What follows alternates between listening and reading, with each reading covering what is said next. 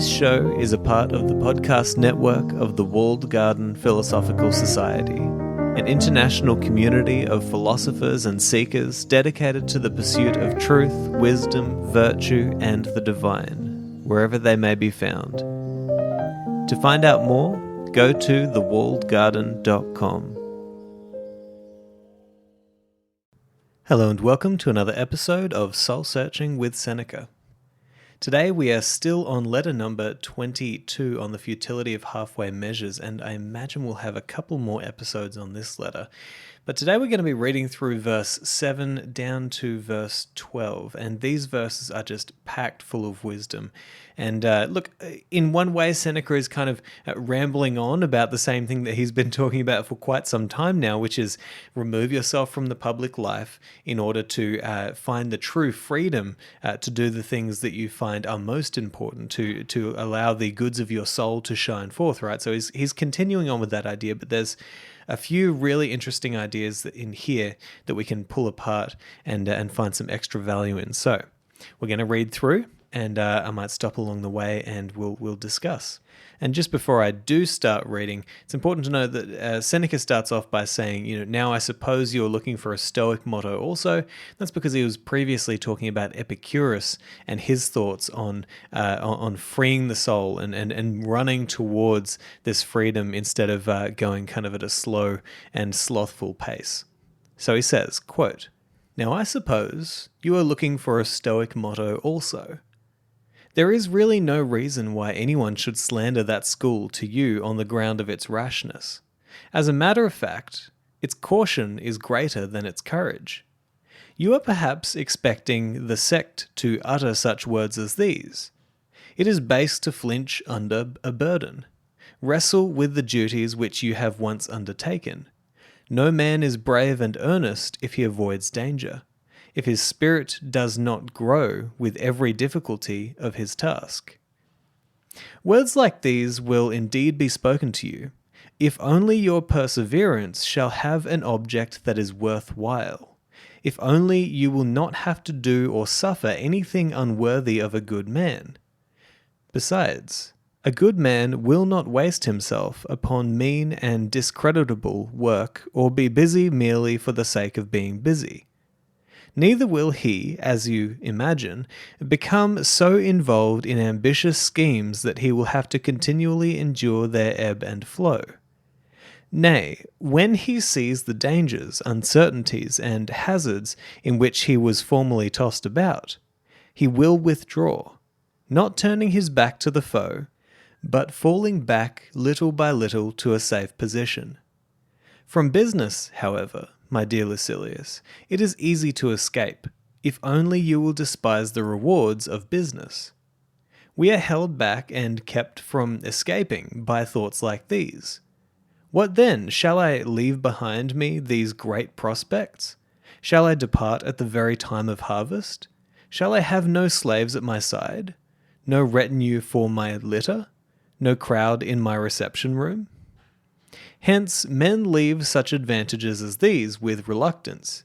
They love the reward of their hardships, but they curse the hardships themselves." End quote.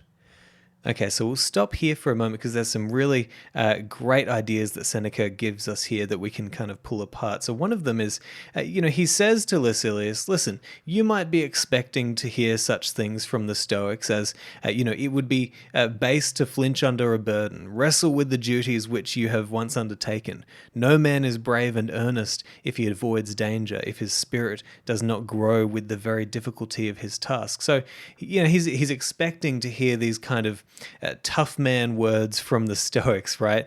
The kind of colloquial version of Stoicism, you might say, being very strong and tough under rough conditions and being able to get through them with resilience, right? And Seneca says that words like these will indeed be spoken to you if only your perseverance shall have an object that is worthwhile, if only you will not have to do or suffer anything unworthy of a good man.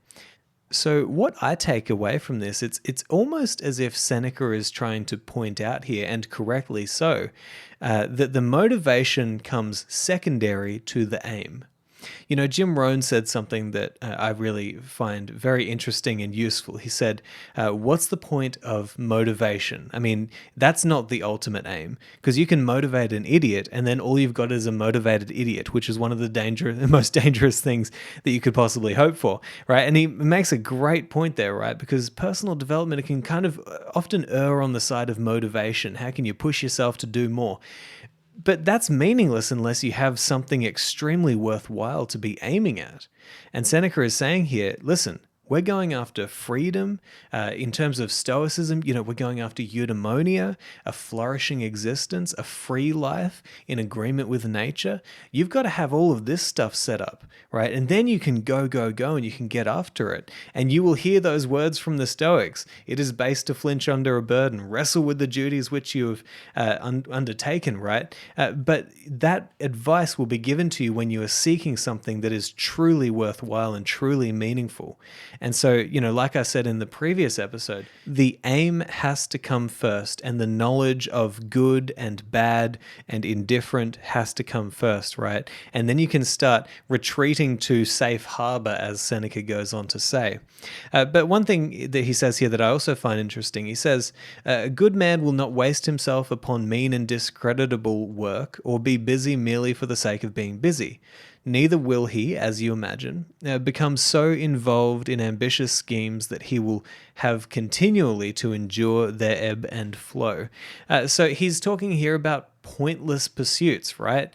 We really need to look at our lives and say, are we just constantly trying to seek something new to do, to add to our schedule? Are we just busy, or are we actually moving towards something that's really meaningful, really worthwhile? Again, it's all about the aims. It's not about the work, right? That will come, but the aim must come first. And then in the next part, Seneca points out that from business, however, my dear Lucilius, it is easy to escape, if only you will despise the rewards of business. We are held back and kept from escaping by thoughts like these. What then? Shall I leave behind these great prospects? Shall I depart at the very time of harvest? Shall I have no slaves by my side, no retinue for my litter, no crowd for my reception room? Hence men leave such advantages as these with reluctance. They love the reward of their hardships, but curse the hardships themselves. So a very useful piece of information that we get out of this, or at least something to really consider in your life, is that it's easy to escape if you can despise the rewards of riches. Again, this is an idea that we see the Stoics talking about a lot. There were a few episodes back where I talked about Seneca and his view of Epicurus's idea that there are kind of two ways to become wealthy. You either get more money or you get less desires, right? So he's saying the same thing here. If you will just have less desires, right, for those sorts of things that you're currently aiming at, if you'll shift those desires, then it won't be so difficult for you to remove yourself from the things that are enslaving you. And this reminds me of something that I often talk about with my clients, because sometimes when you dive into Stoicism, you can get the idea that perhaps we are being taught to kind of be a little bit inactive, you might say, in life, to not necessarily be ambitious towards things, to not really go after things, but to accept what you can accept and accept what is in your control, and to not worry about what else is outside of your control, for example. And I don't necessarily think that that is the case. I've certainly been there. I've gone to that place. But as I have deepened my understanding of this philosophy and in general deepened my understanding of who I am, it seems to me like it's not about losing ambition. It's about shifting that ambition to better aims, to more worthwhile aims, so that it's no longer something that you want, to just go down a certain path because everybody tells you should, or because it's going to pay well, or because you're going to get some sort of external monetary or material reward. It's no longer good enough for you, because what you truly want to seek and where your ambition truly wants to pull you is towards the goods of the soul and true goods that come from a life aimed at the highest possible good. And that's something truly special once you realize that you don't need to lose ambition. You just need to pour that ambition into something that is truly worthwhile. And just quickly before we read on, I just really like this line, hence men leave such advantages as these with reluctance. They love the reward of their hardships, but curse the hardships themselves. Okay, I kind of think that there are two interesting ways that we could look at that quote.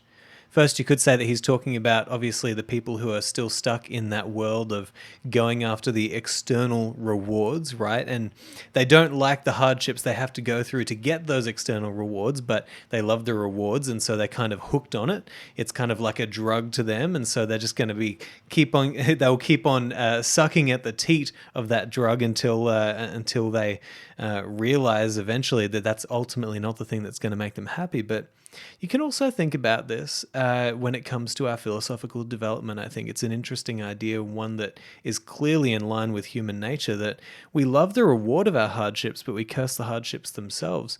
There's something to be said for going through this philosophical path with a cheerful spirit.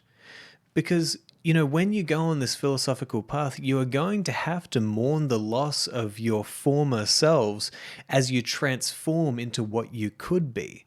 Right? You're going to have to go through hardships. You're going to have to make sacrifices. It might not be easy. It's most likely going to be difficult. If anything that is worthwhile doing, it's going to be difficult.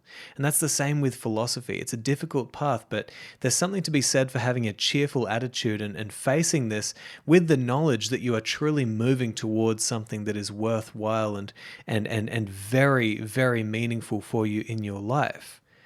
And, I think I'm actually going to pause here. We're going to read the next few verses in the next episode. And at the end of this episode, which is now, I'm going to read you a poem from Charles Bukowski that I think really sits well with what Seneca is saying here. And then I've got another poem from Bukowski that I want to read after the next episode.